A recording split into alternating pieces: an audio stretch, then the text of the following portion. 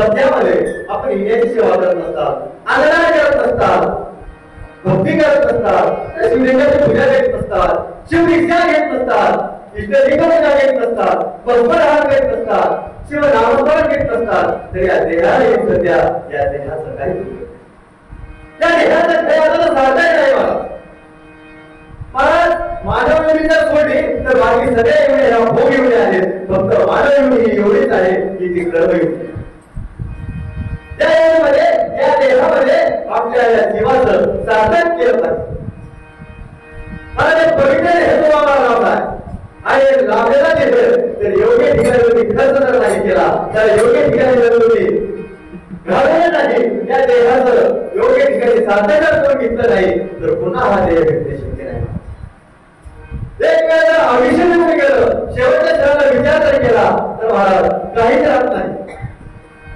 म्हणून बऱ्याच ठिकाणी संतांना सांगितलं की बाबा कोण दिवस येईल गेला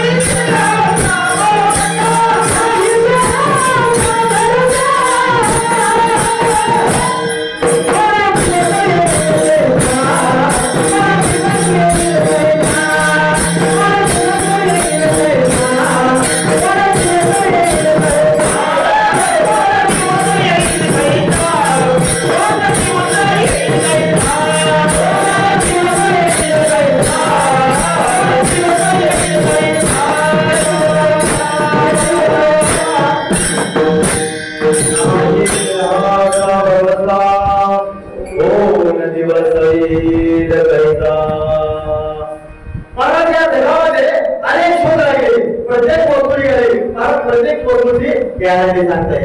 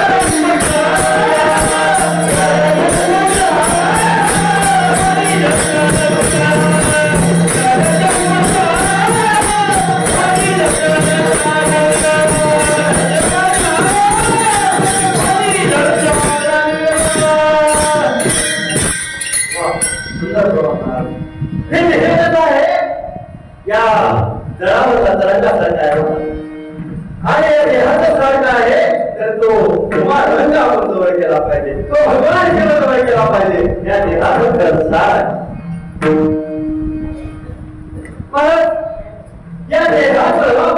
आपल्याला बोल कळाला नाही. महाराज एक वेळा असा आहे देह मिळाला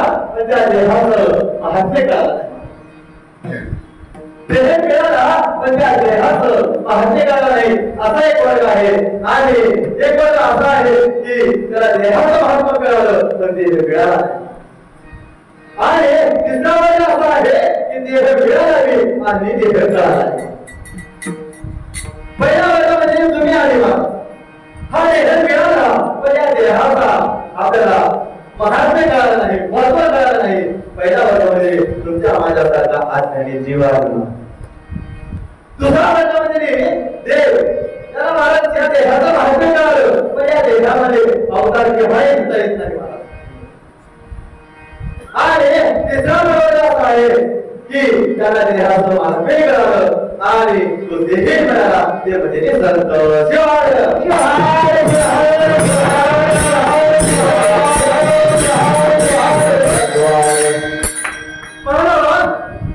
संत